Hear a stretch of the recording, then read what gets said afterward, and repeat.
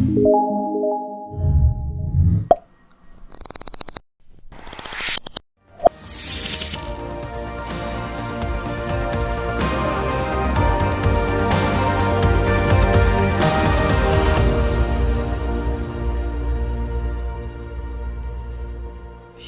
selamat pagi jemaat sekalian yang sedang mendengarkan firman Tuhan saat ini. Tema besar yang akan kita renungkan pada minggu-minggu ke depan, minggu ini dan minggu-minggu ke depan, yaitu pengharapan yang pasti. Dasar firman Tuhan yang saya ambil di dalam 1 Petrus 1 ayat 3-12, saya akan membacakan buat Bapak Ibu Saudara. Terpujilah Allah dan Bapa Tuhan kita Yesus Kristus, yang karena rahmat-Nya yang besar telah melahirkan kita kembali oleh kebangkitan Yesus Kristus dari antara orang mati kepada suatu hidup yang penuh pengharapan, untuk menerima suatu bagian yang tidak dapat binasa, yang tidak dapat cemar, dan yang tidak dapat layu, yang tersimpan di sorga bagi kamu, yaitu kamu yang dipelihara dalam kekuatan Allah karena imanmu, sementara kamu menantikan keselamatan yang telah tersedia untuk dinyatakan pada zaman akhir. Bergembiralah akan hal itu, sekalipun sekarang ini kamu seketika harus berduka cita oleh berbagai-bagai pencobaan. Maksud semuanya itu ialah untuk membuktikan kemurnian imanmu yang jauh lebih tinggi nilainya daripada emas yang fana, yang diuji kemurniannya dengan api, sehingga kamu memperoleh puji-pujian dan kemuliaan dan kehormatan pada hari Yesus Kristus menyatakan dirinya. Sekalipun kamu belum pernah melihat Dia, namun kamu mengasihinya. Kamu percaya kepada Dia sekalipun kamu sekarang tidak melihatnya. Kamu bergembira karena sukacita yang mulia dan yang tidak terkatakan, karena kamu telah mencapai tujuan imanmu, yaitu keselamatan jiwamu. Keselamatan itulah yang diselidiki dan diteliti oleh nabi-nabi yang telah bernubuat tentang kasih karunia yang diuntukkan bagimu. Dan mereka meneliti saat yang mana dan yang bagaimana yang dimaksudkan oleh Roh Kristus yang ada di dalam mereka, yaitu Roh yang sebelumnya memberi kesaksian tentang segala penderitaan yang akan menimpa Kristus dan tentang segala kemuliaan yang menyusul sesudah itu. Kepada mereka telah dinyatakan bahwa mereka bukan melayani diri mereka sendiri, tetapi melayani kamu dengan segala sesuatu yang telah diberitakan sekarang kepada kamu dengan perantaraan mereka, yang oleh Roh Kudus yang diutus dari sorga menyampaikan berita Injil kepada kamu, yaitu hal-hal yang ingin diketahui oleh malaikat-malaikat. Sedemikian jauh pembacaan firman Tuhan kita. Berbahagialah kita yang mendengarkan firman Tuhan dan melakukan firman Tuhan itu setiap waktu. Nah, Bapak Ibu Saudaraku yang dikasihi oleh Tuhan kita Yesus Kristus, kita akan merenungkan beberapa minggu ini dengan frame tema yang besar tentang pengharapan yang pasti. Dan untuk minggu depan kita akan merenungkan tema berkaitan dengan pengharapan yang pasti, yaitu tujuan pengharapan orang percaya. Kemudian nanti berikut lagi setelah Hari Ibu, saya juga akan menyampaikan untuk seri khotbah yang ketiga di dalam frame pengharapan yang pasti, yaitu dampak pengharapan orang percaya. Nah, Bapak Ibu Saudara, untuk minggu ini kita merenungkan subtema dari tema besar tentang pengharapan yang pasti, yaitu dasar pengharapan orang percaya. Ayat yang mendasari di dalam 1 Petrus 1 ayat 3 yang sudah kita bacakan tadi, saya akan membacakan sekali lagi. Terpujilah Allah dan Bapa Tuhan kita Yesus Kristus, yang karena rahmat-Nya yang besar telah melahirkan kita kembali oleh kebangkitan Yesus Kristus dari antara orang mati kepada satu hidup yang penuh pengharapan. Perlu kita ketahui bahwa surat 1 Petrus ini merupakan surat pastoral yang ditujukan kepada orang-orang Kristen yang tinggal di 5 provinsi Romawi di Asia Kecil. Mereka itu disebut sebagai perantau yang tinggal di Pontius, di Galatia, di Kapadokia, Asia Kecil, dan Bitinia. Mereka itu adalah jemaat diaspora. Jemaat-jemaat diaspora yang disebut dengan Helenisme, yaitu orang-orang Yunani yang tinggal di Yerusalem, yang tinggal di Israel. Dan ketika mereka percaya kepada Tuhan, mereka menjadi orang Kristen. Dan kemudian mereka tersebar di Asia Kecil yang sudah saya sebutkan tadi. Nah, mereka hidup itu di tengah-tengah bangsa kafir. Dan mereka itu adalah golongan minoritas. Ya, di bawah pemerintahan kaisar yang kejam. Nah, beberapa informasi di dalam buku-buku yang saya baca bahwa pada waktu Petrus menulis surat ini sekitar tahun 62 sampai 64 setelah Kristus, itu dalam pemerintahan kaisar Romawi yang begitu kejam, yaitu Kaisar Nero. Nah, penderitaan yang mereka alami itu sangat dahsyat sekali. Karena mereka itu dituduh sebagai pemberontak. Mereka juga sering difitnah sebagai orang-orang yang melawan kaisar. Bahkan diperlakukan secara tidak adil. Jadi dapat disimpulkan bahwa jemaat yang ada di Asia Kecil ini merupakan jemaat yang sedang mengalami masalah yang sangat real, sangat nyata. Dan krisis sangat menimpa kehidupan mereka. Tekanan penganiayaan yang dilakukan di bawah kekejaman Kaisar Nero itu begitu luar biasa. Mereka sering kali diperhadapkan dengan binatang buas. Dan kalau mereka dituduh melakukan kesalahan, mereka langsung mendapatkan satu penganiayaan yang sangat luar biasa. Nah, di dalam konteks inilah kemudian kita ketahui Petrus memberikan nasihat supaya mereka itu selalu siap sedia memberi pertanggungjawaban iman dengan cara hidup di dalam pengharapan. Ada seorang penafsir yang mengatakan bahwa ada 3 rasul yang sangat dominan di dalam menyampaikan inti-inti di dalam tulisan surat-surat yang mereka tulis. Yang pertama itu Rasul Paulus. Rasul Paulus itu dikenal dengan penekanannya itu kepada iman. Sedangkan Rasul Yohanes itu penekanannya kepada kasih, dan Rasul Petrus lebih menekankan kepada pengharapan. Mungkin kita punya gelar, mungkin kita punya jabatan. Kita memiliki harta, kita memiliki finansial serta usaha yang banyak. Namun ketika semua ini tidak lagi bisa diandalkan, apa yang bisa menjadi pegangan hidup kita? Tidak ada lagi harapan yang pasti. Apalagi Bapak Ibu, merebaknya pandemik virus corona ini, COVID-19. Kondisi dunia itu sangat mengkhawatirkan karena semakin meluas. Dan belum bisa diprediksi sampai kapan virus ini akan hilang dan berhenti menjangkiti seluruh dunia. Artinya Bapak Ibu, wabah ini bukan hanya persoalan satu negara, melainkan persoalan dunia. Keadaan ini memporak-porandakan kehidupan kesehatan, kehidupan ekonomi, dan mempengaruhi banyak bidang. Banyak orang mulai panik dan takut dengan kondisi ini. Belum lagi ketika kita melihat nilai-nilai yang berharga dari sendi-sendi kehidupan kekristenan, sendi-sendi kebebasan dan ketentraman yang sedang terusik oleh karena situasi dan kondisi yang ada di sekitar kita. Saudara, saya ketika membaca satu buku yang ditulis oleh Charles Stanley dengan judul The Reason for My Hope, dia mengatakan begini: kita sekarang itu hidup di suatu masa di mana dunia sedang sakit kronis bagaikan kanker stadium akhir. Kita hidup di suatu masa perang dengan segala kelicikan karena ulah penguasa-penguasa yang rakus akan kekuasaan. Kita hidup di masa arogansi dan saling mementingkan diri sendiri. Kita hidup di satu masa kejahatan, pornografi, amoralitas, LGBT, dan narkoba. Semua dosa-dosa Sodom dan Gomora itu menghantui seluruh dunia.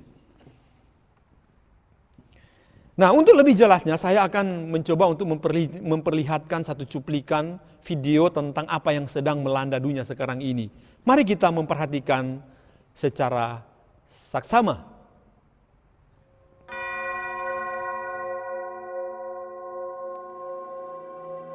Dalam beberapa tahun terakhir, bencana di seluruh dunia menjadi semakin sering dan semakin buruk. Gempa bumi, kelaparan, banjir, kekeringan, serta malapetaka dan serangan serangga terjadi lebih sering, dan juga wabah virus dan penyakit menular menyebar kemana-mana. 12 Januari 2010, gempa berkekuatan 7 skala Richter di Haiti menewaskan lebih dari 220.000 orang. 27 Februari 2010, gempa berkekuatan 8,8 skala Richter melanda di Chili. Bulan Maret 2010, kekeringan melanda 5 provinsi Tiongkok Barat Daya. 7 Agustus 2010, tanah longsor besar terjadi di Kabupaten Sogu, Provinsi Gansu di Tiongkok. 4 September 2010, Selandia Baru mengalami gempa berkekuatan 7,2 skala Richter. 12 Januari 2011, Australia dilanda banjir bandang yang besar dalam sejarah. 11 Maret 2011, gempa berkekuatan 9 skala Richter menghantam pantai timur Jepang, menciptakan tsunami raksasa yang begitu besar, menewaskan begitu banyak orang. Bulan Maret dan April 2011, suhu yang tinggi di Jerman dan Swiss menyebabkan kebakaran yang hebat. 4 Juni 2011, letusan gunung berapi terjadi di Chili. Antara Juli dan Oktober 2011, Bangkok, Thailand mengalami banjir terburuk dalam waktu 50 tahun. Bulan Juli dan Agustus 2011, Afrika Timur menderita kelaparan yang hebat dan besar. Bulan Juli 2012, banyak di negara-negara bagian di Amerika Serikat mengalami kekeringan yang sangat besar dari sebelumnya. 21 Juli 2012, Beijing, Tiongkok mengalami hujan yang ekstrim. Akhir Oktober 2012, Amerika mengalami badai Sandy. Januari 2013, kabut konstan dan pekat terjadi di Tiongkok, Tengah dan Timur. Maret 2013, wabah belalang melanda negeri Israel. Akhir Maret 2013, kasus pertama flu burung H7N9 muncul di Tiongkok. Juni 2013, India terkena banjir bandang yang hebat. 25 Agustus 2013, angin kencang mengakibatkan kebakaran berputar tanpa kendali di California, menghasilkan kebakaran terbesar dalam sejarah Amerika. Desember 2013, Timur Tengah dihantam badai salju pertama dalam 100 tahun belakangan ini. 2 Januari 2014, gelombang dingin menghantam Amerika Utara. 27 September 2014, gunung berapi di Ontake, Jepang meletus. April 2015, gempa bumi melanda Nepal. 4 Juni 2015, banjir besar melanda Tbilisi, Georgia. 4 Januari 2016, gempa 6,8 skala Richter menghantam timur laut India. 6 Februari 2016, gempa bumi melanda distrik Menong di Kaohsiung, Taiwan. Selama 2017, tercatat ada 19 gempa yang terjadi di Indonesia yang melanda banyak korban, belum lagi banjir dan tanah longsor. Yang paling hebat yang terjadi di bulan September 2018, tepatnya tanggal 28 September, gempa Donggala dan Palu berkekuatan 7,5 skala Richter. Gempa ini menyebabkan rumah rusak dan banyak orang meninggal dunia. Total gempa Donggala dan Palu sekitar 2.500 orang meninggal dan lebih dari 1.000 orang hilang dan merusak ribuan rumah. Sejak September 2019 sampai awal Januari 2020 terjadi kebakaran hutan yang hebat di hampir semua daerah di Australia dan juga beberapa daerah di Amerika, termasuk juga di Indonesia. Awal Desember 2019, banyak orang terpapar sakit yang menginfeksi paru-paru muncul di kota Wuhan, Provinsi Kobe.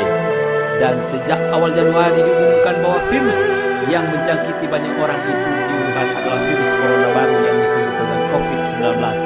Virus ini cepat sekali terjangkit sampai ke seluruh dunia termasuk Indonesia.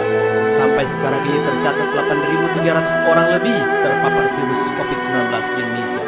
Dan di seluruh dunia sudah mencapai 2,5 juta lebih terinfeksi positif COVID-19. Dan diprediksi masih akan terus bertambah. Fakta-fakta ini sudah cukup setiap orang melihat kebenaran bahwa nubuatan firman Tuhan sedang dan sementara digenapi. Sebagian di antara kita mungkin tidak berhenti bertanya, mengapa bencana ini semakin besar dan terjadi lebih banyak dan sering dalam beberapa tahun terakhir. mengapa Tuhan terus mengizinkan bencana alam dan pandemi wabah yang menakutkan ini terjadi? Jawabannya karena umat manusia di akhir zaman telah sangat dirusaki oleh dosa dan kejahatan dan kebejatan terus merajalela. Tipu muslihat dan keserakahan, manusia berpikir jahat dan semakin jahat, hanya merebut sebuah status sosial, ketenaran dan kekayaan dengan menghalalkan segala cara. Apa yang kita harapkan dalam dunia seperti ini? Mari kita renungkan dan kita jawab sendiri dalam hati kita. Nah, Bapak Ibu Saudara, ketika kita menyaksikan video yang menggambarkan tentang situasi dunia, banyak orang kemudian stres, penuh ketakutan, penuh kepanikan, sangat resah kehidupan ini. Termasuk diantaranya yang mengalaminya adalah orang yang sudah mengaku percaya kepada Tuhan. Kalau orang dunia ketika menyaksikan situasi seperti gambaran video tadi, mereka mengalami stres, ketakutan, mereka mengalami panik dan lain sebagainya. Mungkin kita mengatakan, ya wajar-wajar saja karena mereka lebih mementingkan diri mereka dan mereka belum mengerti tentang pegangan hidup yang sebenarnya. Tetapi kita sebagai orang yang percaya seharusnya tidak terkejut dan tidak panik. Kenapa? Kita tidak perlu terkejut dengan keadaan zaman sekarang ini, karena memang firman Tuhan itu sudah mengatakan, sudah menubuatkan tentang keadaan yang terjadi di akhir zaman. Mari saudara kita buka di dalam Matius 24 ayat 6. Matius 24 ayat 6 itu mengatakan begini. Matius 24 ayat 6. Kamu akan mendengar deru perang atau kabar-kabar tentang perang. Namun berawas-awaslah jangan kamu gelisah, sebab semuanya itu harus terjadi. Tetapi itu belum kesudahannya. Sebab bangsa akan bangkit melawan bangsa, dan kerajaan melawan kerajaan. Akan ada kelaparan dan ada gempa bumi dan di berbagai tempat. Akan tetapi semuanya itu barulah permulaan penderitaan menjelang zaman baru. Saudara, sangat mengerikan. Kita tentunya sebagai orang yang percaya tidak perlu takut, tidak perlu khawatir ketika kita melihat kondisi yang terjadi, karena firman Tuhan itu sudah memberikan penegasan kepada kita, saudaraku yang dikasihi Tuhan. Ya. Pertanyaan sekarang adalah, kenapa terjadi ketakutan dan kepanikan seperti ini? Apa penyebab utama? Penyebab utamanya adalah karena mereka itu tidak memiliki pengharapan dalam hidup, karena kehilangan pegangan hidup, yaitu pengharapan. Memang saudaraku, pengharapan itu adalah prasyarat yang membuat manusia hidup. Modal utama hidup manusia itu adalah pengharapan. Kita berpengharapan selama kita hidup, dan sebaliknya kita hidup selama kita berpengharapan. Saudara-saudaraku yang dikasihi Tuhan, pada waktu saya mempersiapkan khotbah ini, saya membaca salah satu artikel yang ditulis di internet yang mengatakan begini. Salah seorang direktur rumah sakit di Wuhan pernah berkata begini. Di tengah situasi COVID-19, satu yang membuat orang-orang bisa bertahan hidup, yaitu ada pengharapan bahwa suatu saat semua ini akan selesai. Maksudnya COVID-19 ini akan selesai. Pengharapan bahwa semua ini akan berlalu. Pengharapan bahwa virus COVID-19 ini akan dikalahkan. Saudara, ketika saya memperhatikan, saya tidak tahu apakah dokter yang ada di rumah sakit Wuhan ini adalah orang Kristen. Tetapi berani dia mengatakan ini, berarti ada sesuatu pegangan di dalam hidup dia. Ya, ada sesuatu pegangan dalam hidup dia. Ada satu kekuatan yang membuat dia itu kemudian menyampaikan ini. Apalagi kita sebagai orang yang percaya kepada Tuhan. Nah, ketika kita memperhatikan 1 Petrus 3 ayat 3-12 ini, Petrus itu mengerti dan sangat memahami betapa pentingnya pengharapan itu di dalam kita. Itulah sebabnya Petrus memulai pasal ini dengan topik yang sangat indah sekali, Yaitu kita sebagai anak-anak Tuhan, sebagai murid-murid Kristus, sebagai umat yang telah ditebus oleh Yesus Kristus, mempunyai pengharapan itu. Dan pengharapan itu hanya ada di dalam Yesus Kristus. Pengharapan itu menjadi kekuatan bagi saudara dan saya ketika kita telah percaya kepada Yesus Kristus sebagai Tuhan dan Juru Selamat. Sehingga Bapak Ibu Saudara dapat dikatakan bahwa konsep Alkitab tentang harapan itu lebih luas daripada konsep yang digunakan secara umum oleh dunia. Oleh kalangan dokter, ilmuwan, psikolog, atau yang lainnya. Kenapa? Karena dalam Alkitab, kata dalam bahasa aslinya itu, yaitu harapan, itu berarti menunggu dengan penuh kerinduan dan menantikan sesuatu yang baik.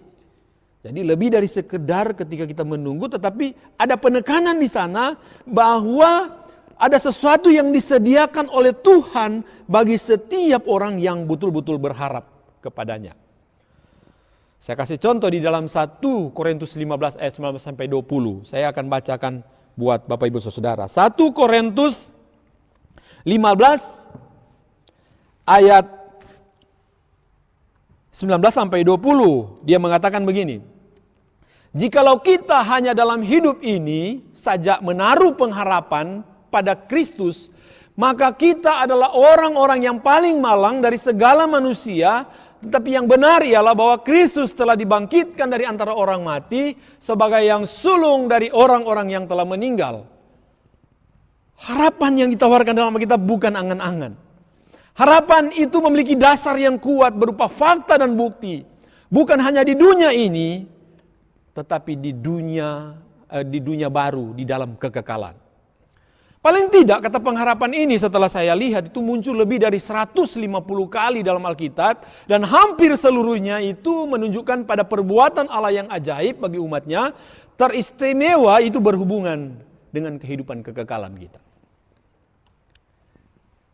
Nah, kalau demikian apa yang digambarkan dalam 1 Petrus 1 ayat 3? Nah, dalam 1 Petrus 1 ayat 3 itu memberikan satu kejelasan bagi kita tentang dasar pengharapan yang pasti yang dikatakan. Ya, 1 Petrus 1 ayat 3 dia mengatakan ini. Terpujilah Allah dan Bapa Tuhan kita Yesus Kristus yang karena rahmatnya yang besar telah melahirkan kita kembali oleh kebangkitan Yesus Kristus dari antara orang mati kepada satu kehidupan yang penuh pengharapan. Saudara-saudaraku, sangat luar biasa dikatakan di dalam 1 Petrus 1 ayat 3 yang mengatakan sungguh luar biasa, di mana sebagai umat Tuhan tentunya kita harus bersyukur karena kita memiliki pengharapan yang pasti. Ya. Oleh karena itulah kemudian Petrus mengajak kepada seluruh umat Tuhan yang ada di Asia Kecil itu supaya mereka siap sedia memberi pertanggungjawaban pengharapan yang mereka miliki. Jadi pertanyaannya adalah, apa dasar pengharapan orang percaya yang disampaikan Petrus pada bagian ini?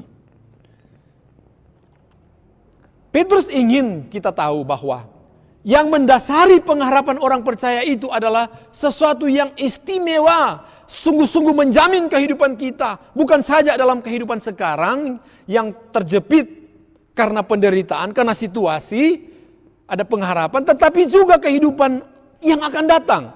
Petrus juga ingin supaya setiap orang yang percaya itu dapat memberi pertanggungjawaban iman atas pengharapan yang mereka miliki.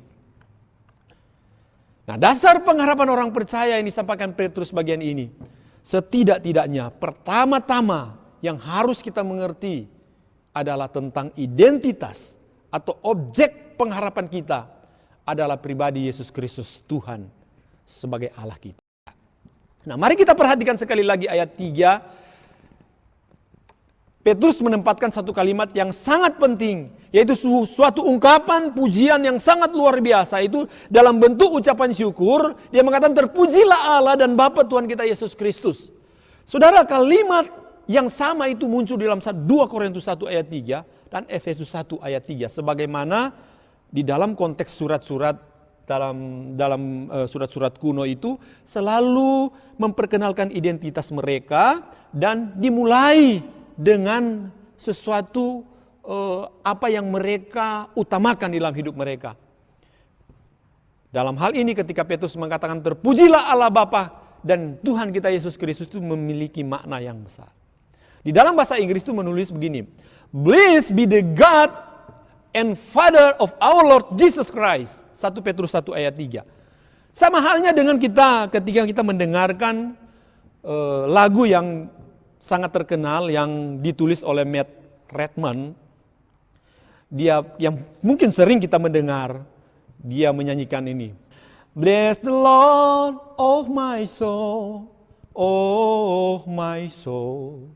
Saudara, saya teringat ketika saya membaca kitab Mazmur di dalam bahasa Inggris, kalimatnya hampir seperti sama.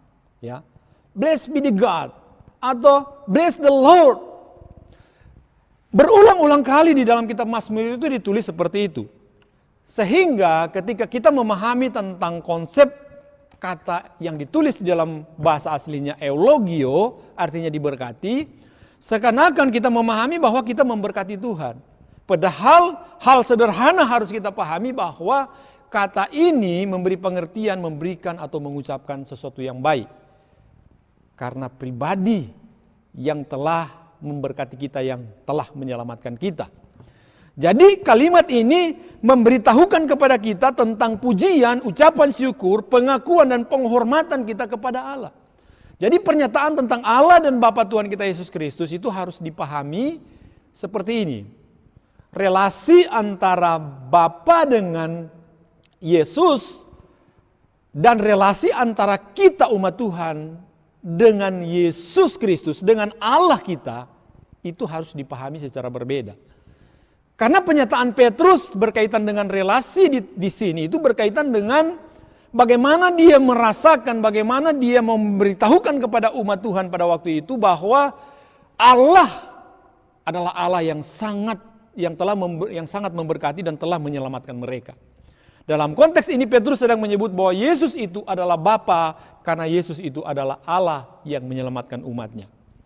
Ini berkaitan pada relasi secara rohani.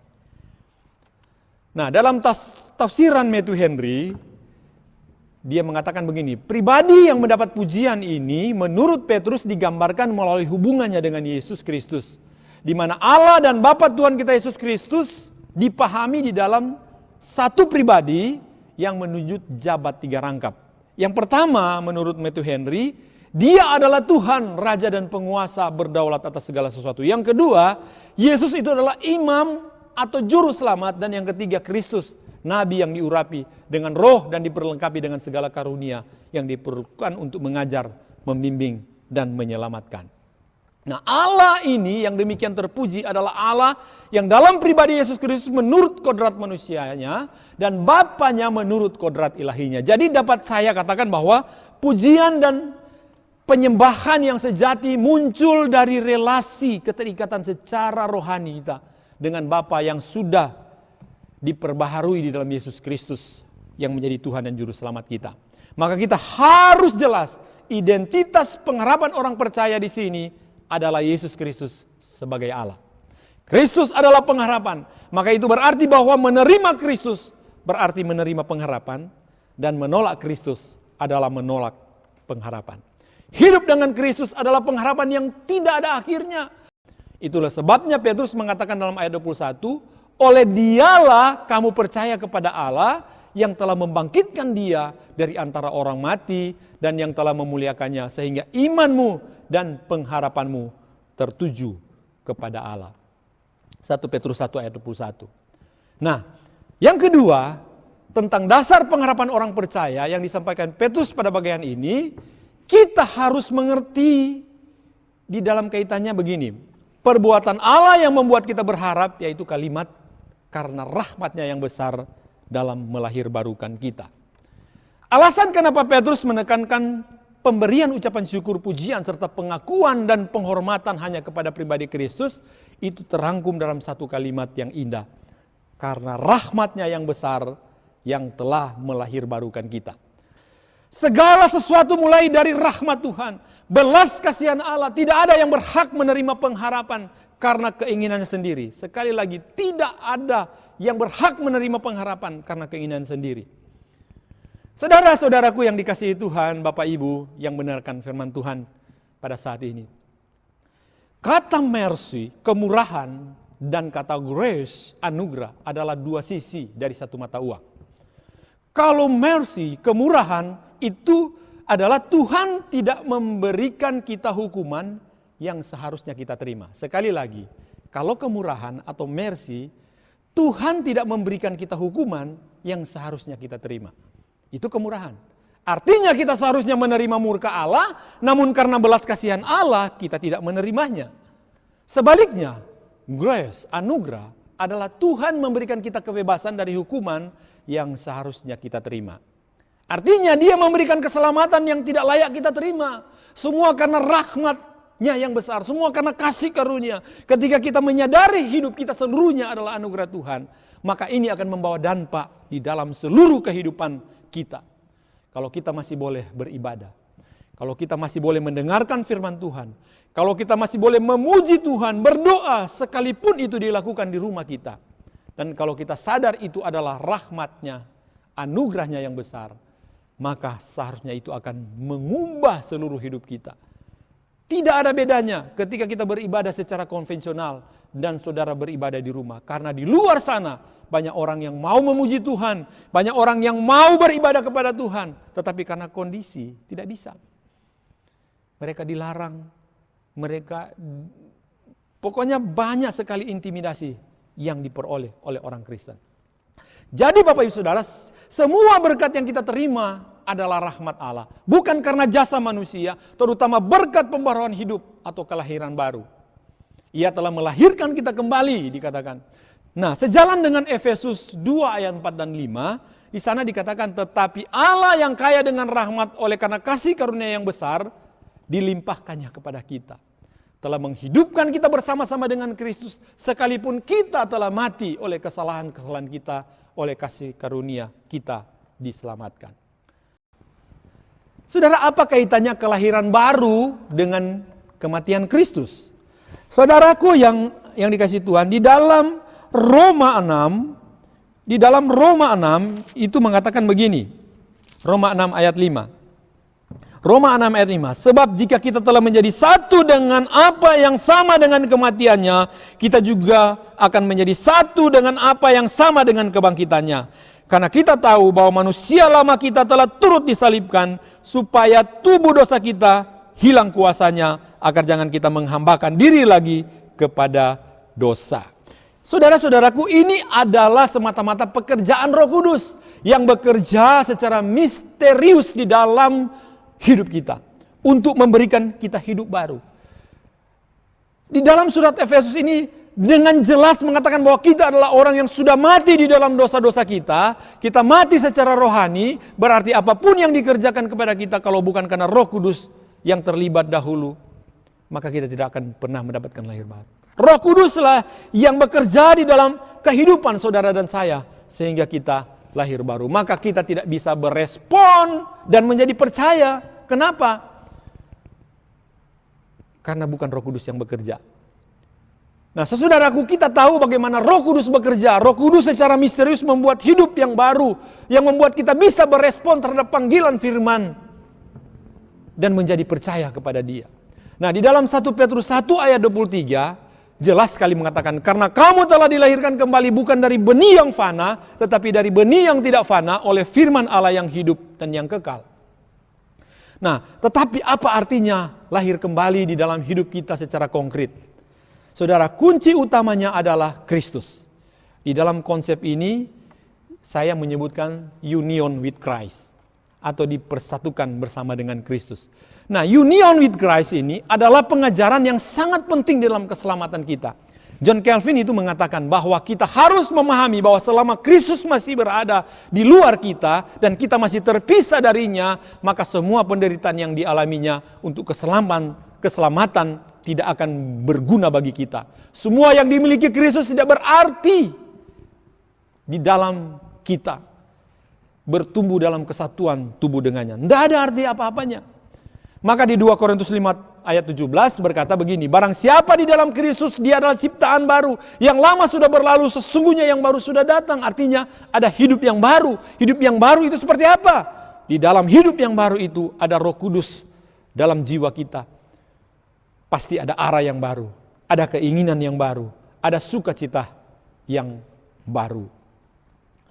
Nah, itulah yang disebut dengan berkat Tuhan ketika kita melihat konsep yang kedua ini. Nah, yang ketiga tentang dasar pengharapan orang percaya yang disampaikan Petrus pada bagian ini, kita harus memahami tentang inti, yaitu fondasi dan dasar pengharapan kita adalah kebangkitan Kristus dari antara orang mati. Ini penting. Pola dan dasar dari kemurahan Allah yang telah melahirbarukan kita dan membawa kepada pengharapan sejati adalah kebangkitan Kristus dari antara orang mati. Ayat ini menegaskan dengan jelas bahwa kita dilahirkan kembali kepada suatu pengharapan oleh hidup oleh kebangkitan Kristus. Saudara, keunikan kekristenan terletak di sini. Kalau hanya soal punya Mesias yang berkuasa, guru yang penuh hikmat, tokoh berbudi luhur yang baik hati, bahkan bersedia mati karena keyakinannya, namun ia tidak pernah bangkit lagi, maka kekristenan kita tidak ada istimewanya. Jadi keistimewaan kekristenan itu ada di sini. Yesus Kristus itu bangkit dari kematian. Itu sebabnya Rasul Petrus itu mengajak umat Allah untuk mensyukuri rahmatnya yang besar. Sebab dengan kebangkitan Yesus Kristus kita mengalami kelahiran kembali. Dialah yang membuat kita mengalami kelahiran baru. Artinya bahwa kebangkitan Yesus membawa kita kepada status yang baru, yaitu menjadi anak Allah. Lahir kembali akan menjadi kita ciptaan yang baru. Hal itu hanya terjadi jika kuasa Roh Kudus bekerja dalam diri kita dan memampukan kita untuk meninggalkan manusia lama kita. Kerajaan Allah hanya akan menjadi bahagian kita dari orang-orang yang telah diperbaharui oleh Allah. Sehingga iman percaya kita kepada Kristus bukanlah sifat verbal, hanya di mulut saja, hanya kata-kata saja, tetapi menjadi pola hidup yang benar-benar diubah menjadi ciptaan yang baru. Jadi kehidupan di bawah ruang lingkup kuasa Roh Kudus, baik dalam perkataan, pikiran, dan perbuatan, itu menyatu di dalam konteks arah kepada kehidupan baru di dalam Kristus. Itulah yang disebut dengan yang sudah saya jelaskan tadi tentang dipersatukan di dalam Kristus atau union with Christ. Nah, jelas sekali di sini dikatakan ia telah memberikan kita kelahiran baru kepada suatu pengharapan yang hidup pada kebangkitan Kristus. Jelas. Nah, oleh karena itulah kebangkitan Kristus adalah dasar harapan kita. Dan tanpa adanya kebangkitan, tidak ada pengharapan bagi kita. Sekali lagi, tanpa adanya kebangkitan, kita tidak punya pengharapan. Kita tidak punya pegangan hidup. Karena memang di 1 Korintus 15:14, kemudian 17-18, Paulus berkata, tetapi andai kata Kristus tidak dibangkitkan, maka sia-sialah pemberitaan kami dan sia-sia jugalah kepercayaan kamu. Dan jika Kristus tidak dibangkitkan, maka sia-sialah kepercayaan kamu dan kamu masih hidup di dalam dosamu. Demikianlah binasa juga orang-orang yang mati dalam Kristus. Kalau Kristus tidak dibangkitkan. Tetapi karena Kristus bangkit, maka kita menjadi seorang pemenang. Dasar pengharapan kita itu kuat. Kebangkitan Kristus adalah klimaks dari karya Allah bagi kita. Kebangkitan Kristus itu menciptakan iman kita. Kebangkitan Kristus menjadi dasar segala pengharapan kita kepada Dia. Sebagaimana Tuhan telah menunjukkan karyanya untuk kita di dalam kebangkitan Kristus, begitulah kita percaya Tuhan akan menunjukkan karyanya untuk kita dalam tindakan-tindakan selanjutnya. Tuhan akan menopang kita, Tuhan akan memelihara kita di dalam seluruh kehidupan kita. Allah terus berkarya dengan menolong, dengan menyertai, dengan terus membela kita di dalam banyak hal. Sampai pada akhirnya kita kemudian melihat bahwa sesungguhnya berhargalah setiap orang yang sungguh-sungguh menaruh kepercayaan, pengharapan itu kepada Kristus Tuhan. Saudara, saya tertarik dengan buku yang ditulis oleh J.I. Packer. Hamba Tuhan ini adalah favorit saya di dalam buku yang sangat terkenal, Knowing God. Dia mengatakan begini, di dalam Tuhan saja ada kesetiaan dan iman dalam kepercayaan supaya kita dapat berpegang kepadanya, kepada janjinya dan kepada bimbingannya, untuk berpegang kepada Tuhan, kita berserah kepada kenyataan bahwa Tuhan Yesus bangkit dari antara orang mati. Dan untuk hidup di dalam kepastian ini, maka kita tidak sia-sia untuk berpegang kepada pengharapan kebangkitan Yesus Kristus. Saudara, luar biasa. Dengan demikian dapat saya katakan bahwa kebangkitan Yesus Kristus dari antara orang mati adalah dasar, adalah fondasi dari pengharapan orang Kristen. Kebangkitan Kristus adalah tindakan Bapa sebagai hakim.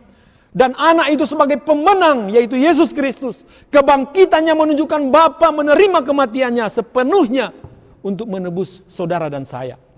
Ia menang atas maut, kubur dan semua musuh rohani kita. Kebangkitannya juga merupakan jaminan kebangkitan kita sendiri. Karena ada kesatuan yang tak bisa dipisahkan antara Kristus dan orang percaya. Maka ketika kita percaya kepada kebangkitannya, kita yakin kita akan dibangkitkan bersama-sama dengan Kristus. Saudara, pegang ini. Baru saja kita merayakan akan Paskah kebangkitan Tuhan. Tetapi di dalam situasi seperti ini, kita harus memiliki pegangan yang kuat. Supaya kita tidak dikalahkan dengan situasi dan kondisi. Nah, saudaraku, berdasarkan semua hal ini secara bersama-sama, maka orang Kristen itu memiliki dua dasar yang teguh dan kuat untuk membangun harapan kita kepada hidup yang kekal. Satu, pengharapan yang kuat. Bila masih memiliki dasar pengharapan hanya dalam Kristus, berarti lebih dari cukup untuk melanjutkan perjalanan hidup kita di tengah-tengah kondisi yang sangat mengerikan ini. Dasar pengharapan inilah yang membuat kita terus bergerak maju dan melakukan berbagai upaya dan strategi menuju harapan itu. Jangan pernah mengabaikan kekuatan dari harapan ini, saudara. Secara sederhana, harapan adalah bentuk dasar dari kepercayaan akan sesuatu yang diinginkan akan didapatkan atau suatu kejadian akan berbuah kebaikan di waktu yang akan datang. Asalkan jelas pegangan hidup kita itu hanya di dalam Kristus Yesus yang bangkit di antara orang mati. Jadi jangan takut ketika kita berhadapan dengan situasi ini. Saudara-saudara, kita memang perlu berhati-hati dalam menaruh pengharapan kita. Sebab jika kita salah menaruh pengharapan kita, maka kita akan kecewa. Kepada siapa saudara berharap? Sekarang ini ketika ada orang yang berbangga diri sebelum terjadi pandemi virus corona. Mereka mengatakan aku punya harta kekayaan. Mereka mengatakan aku punya jabatan. Mereka mengatakan aku punya status yang baik. Sekarang ini mau berpegang kepada mana? Banyak orang yang stres, banyak orang yang khawatir, banyak orang yang ketakutan oleh karena keadaan yang terjadi sekarang ini. Tidak ada harapan lagi. Satu-satunya bagi kita sebagai orang yang percaya, kita berpegang kepada Yesus Kristus. Maka kita harus hati-hati. Ya. Dulu ada orang yang terlalu berharap, tidak pernah takut dengan hidupnya karena mereka memiliki harta kekayaan, karena mereka memiliki jabatan. Sekarang mereka hidup di dalam ketakutan. Saudara-saudaraku yang dikasihi Tuhan, pada manusiakah kita berharap? Pada harta kekayaankah kita berharap? Pada jabatankah kita berharap? Dalam keadaan kondisi seperti itu, tidak ada lain yang dapat kita harapkan selain berharap kepada Yesus Kristus. Saudara, mengapa seorang pelaut yang kapalnya karam bisa berpegang erat pada sepotong papan selama beberapa hari di samudra? Karena dia punya pengharapan. Karena dia tahu dasar pengharapannya itu apa. Mengapa seorang pasien rela membayar biaya operasi yang begitu mahal? Karena ada pengharapan. Pengharapan adalah prasyarat yang membuat kita hidup. Tanpa makan, pelaut yang kapalnya karam bisa bertahan hidup beberapa hari. Tanpa minum, ia bisa bertahan beberapa jam. Namun tanpa harapan, ia hanya akan tahan beberapa menit. Begitu ia putus asa, ia mulai menundukkan pada pelukan pada papan pengapung. Ia akan melepaskan papan itu, lalu ia mati tenggelam. Yang membuat orang bisa bertahan hidup adalah pengharapan. Demikian kita sebagai orang yang percaya kepada Tuhan. Pengharapan kita itu hanya kepada Kristus. Setiap makhluk itu memerlukan prasyarat untuk hidup. Burung itu memerlukan udara untuk terbang. Ikan itu memerlukan air untuk berenang. Pohon itu memerlukan tanah untuk berakar. Manusia itu memerlukan pengharapan untuk hidup. Tanpa pengharapan ia tidak bisa bertahan hidup. Namun jelas sekali dasar pengharapan kita itu apa? Pengharapan kita itu pasti tiada nami di dalam Yesus Kristus. Kebangkitan Kristus itu adalah fondasi dan dasar pengharapan hidup orang percaya. Jadi modal utama hidup kita sebagai orang yang percaya adalah percaya kepada kebangkitan Kristus. Percaya kepada Yesus Kristus yang telah menang. Maka pengharapan itu bukan saja pada waktu kita di dunia kita berharap kepada Yesus, tetapi berharap sesudah kita mati, sesudah kita meninggalkan dunia ini, kita hidup dan duduk bersama-sama dengan Dia. Kita berada bersama-sama dengan Dia di kekekalan. Saudara-saudara, inilah kunci apa yang disampaikan oleh Petrus di tengah-tengah penderitaan jemaat di Asia Kecil oleh karena penganiayaan, oleh karena ditindas ketidakadilan dan sebagainya. Petrus mengajak kepada jemaat untuk memegang teguh pengharapan itu. Pribadi satu-satunya, Dia adalah Allah, juru selamat yang bangkit dari antara orang mati. Pengharapan yang benar dan pasti adalah ketika kita merasa bimbang takut tetapi hatinya mantap karena mempunyai pegangan yaitu Yesus Kristus. Kita lumrah merasa takut, kita lumrah merasa khawatir, tetapi ketika kita tahu jelas pengharapan itu, saya percaya kekhawatiran dan ketakutan saudara itu lambat laun akan hilang. Kenapa? Karena engkau mempunyai dasar pengharapan yang jelas. Di dalam pengharapan Allah dan memiliki tujuan yang jelas, dasar yang jelas, bahwa pengharapan itu sendiri menantikan kita kepada satu kemuliaan demi kemuliaan di dalam Kristus Yesus. Saudara, saya teringat dengan Mazmur 62 ayat 6 itu mengatakan, hanya pada Allah saja kiranya aku tenang, sebab daripadanya lah harapanku. Demikian juga Mazmur 71 ayat 5, Engkaulah harapanku ya Tuhan, kepercayaanku sejak masa mudaku ya Allah. Saudara-saudaraku, Isaac Watts, seorang yang lahir pada tanggal 17 Juli 1674. Dia seorang teolog dari Inggris. Dia meninggal 25 November 1748. Dia menulis lagu himn yang terkenal di gereja-gereja sekarang ini. Ada 750 lagu himn yang ditulis. Dia mengatakan di dalam satu tulisan yang ditulis di buku hariannya, dia mengatakan, di bawah bayang-bayang tahtamu orang-orang kudusmu tinggal aman. Cukup dengan tanganmu saja, dan pembelaan kami adalah pasti, pengharapan kami adalah pasti, karena Yesus Kristus adalah Allah yang mati tetapi bangkit lagi dari kematian, dan Dia memberikan kemenangan kepada semangat kita. Biarlah dengan situasi kondisi ini, jemaat sekalian tetap hidup di dalam pengharapan yang pasti. Dan yang pertama-tama Bapak Ibu harus mengerti adalah dasar pengharapan itu apa. Karena dasar dan fondasi ini penting. Itulah yang menjadi pegangan kita. Di saat kita tidak ada lagi yang bisa harapkan, harta kita tidak bisa kita andalkan, jabatan kita tidak bisa andalkan, apapun yang ada di sekitar kita tidak bisa kita andalkan karena situasi yang mencekam ini. Tetapi Kristus Yesus yang bangkit dari antara orang mati, itulah pegangan pengharapan kita. Maka marilah kita terus bersyukur kepada Tuhan. Jangan takut. Biarlah perenungan ini akan menjadi satu semangat hidup kita itu mulai bertumbuh di dalam Tuhan. Minggu depan kita akan membahas tentang tujuan pengharapan dari seri khotbah ini. Biarlah saudara tetap mengikutinya. Nantikan pada minggu depan di dalam nats yang sama dengan satu frame tema pengharapan yang pasti.